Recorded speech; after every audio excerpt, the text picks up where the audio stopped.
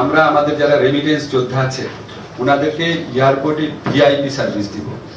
একজন ভিআইপি যখন এয়ারপোর্টে যান, যাওয়ার পর ওনার দেখেন না ওনার লাগেজ নিয়ে একজন সাথে সাথে থাকেন, ওনাকে চেকিং করার সময় পাশে একজন থাকেন, ইমিগ্রেশন করার সময় পাশে একজন থাকেন। প্রত্যেকটা স্তরে, প্রথম স্তরে আমরা মধ্যপ্রাচ্য টার্গেট করেছি, ইউরোপটা পরে করব। মধ্যপ্রাচ্যে যারা যাচ্ছে, মধ্যপ্রাচ্যে আমাদের অধিকাংশ শ্রমবাজার আপনারা জানেন।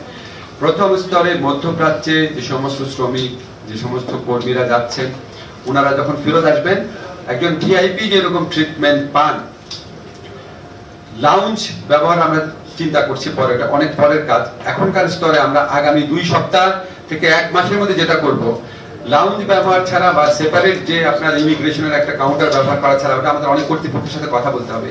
কিন্তু এয়ারপোর্টে যাওয়ার পর ওনার মধ্যে যে একটা অসহায় অবস্থা আছে, কোন গেট দিয়ে ঢুকবেন, তারপরে আপনার চেক ইনটা কিভাবে করবেন, কোনো ফর্ম থাকলে কিভাবে ফিল আপ করবেন, ইমিগ্রেশনে কোনো একটা কাগজ চাইলে অস্থির হয়ে যান, বুঝতে পারেন না, প্রত্যেকটা স্তরে পাশে দাঁড়িয়ে হেল্প করবে প্রবাসী কল্যাণ ডেস্কের কর্মী। দরকার হলে আমরা আউটসোর্সিং এর মাধ্যমে নতুন ছেলেদেরকে ট্রেনিং দিয়ে নিয়োগ করব।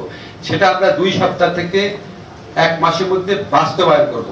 এবং একজন প্রবাসী যেন কোনো অবস্থাতেই এয়ারপোর্টে হয়রানির শিকার না হন, অসহায় অপমানিত বোধ না করেন, এই ব্যাপারে আমাদের 0 টলারেন্স থাকবে, এটা আমরা অবশ্যই নিশ্চিত করেছি। সবচেয়ে ইম্পর্টেন্ট যে জিনিসটা আপনারা জানেন, প্রবাসী শ্রমিক যারা আছেন, কর্মী যারা আছেন, তারা প্রবাসে নানা ধরনের ভোগান্তির শিকার হন এবং সেখানে আমাদের দূতাবাসগুলো ঠিক মতো দায়িত্ব পালন করেন না, এই ধরনের অভিযোগ রয়েছে। আমাদের শ্রম কল্যাণ উইং রয়েছে, তারপরেও তারা ঠিক মতো কাজ করে না, এই ধরনের প্রচুর অভিযোগ, আপনারা সবাই এটা জানেন। তো আমরা সেটা খুব শক্তভাবে দেখার চেষ্টা করেছি।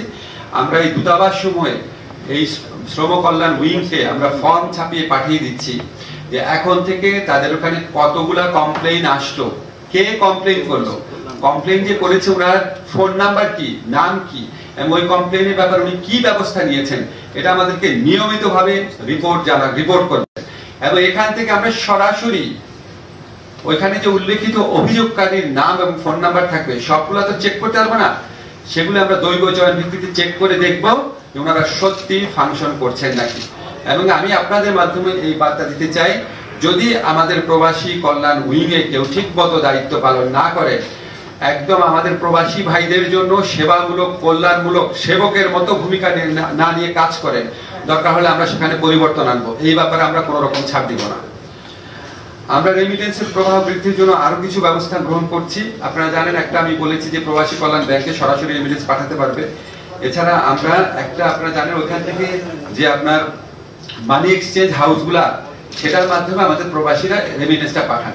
তো আমরা এই 12টা ব্যাংকের সাথে আলাপ করেছি যে মানি এক্সচেঞ্জ হাউসগুলাতে রেমিটেন্স পাঠানোর জন্য তারা যে টাকাটা দেয়, ধরেন 1500 টাকা হোক, 2000 টাকা হোক, ডিপেন্ড করে কত টাকা পাঠাচ্ছেন ওটার উপর, সেই টাকাটা এই দেশে যেই ব্যাংকের ওনারা পাঠাবেন সেই ব্যাংক ওই টাকাটা পরিশোধ করে দিবে। অর্থাৎ রেমিটেন্স পাঠানোর জন্য বিদেশে যে টাকাটা ওনাদেরকে পে করতে হচ্ছে, ওটা এই দেশে যেই ব্যাংকে আসবে সেই ব্যাংক পরিশোধ করে দিবে।